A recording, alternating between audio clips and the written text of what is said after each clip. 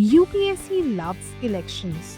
Every year, at least one tricky prelims questions comes from the Election Commission, the Representation of People's Act, or the presidential elections. Let's quickly crack the hotspots in less than 3 minutes. In 2017, UPSC asked whether the Election Commission is a five-member body. The answer is no, it's not a fixed at five. The Constitution only says the Chief Election Commissioner plus other commissioners as the President decides.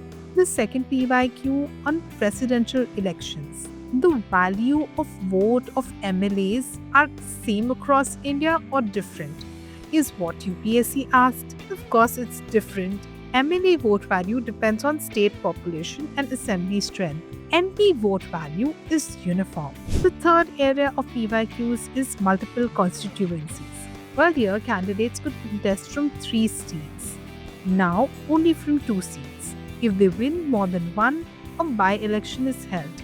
But the cost is borne by the Election Commission, not the party. The fourth area of PYQs is disqualification under the Representation of People's Act. If a person is convicted for more than 2 years, disqualified for the entire sentence, plus even 6 years after release, it's not permanent disqualification.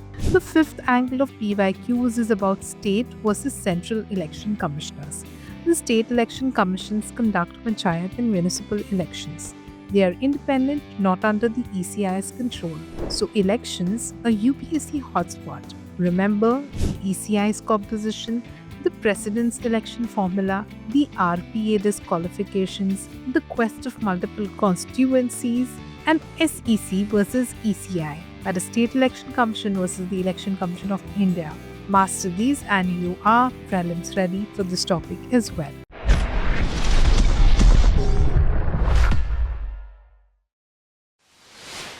If this helped your UPSC prep, do like, share, and subscribe.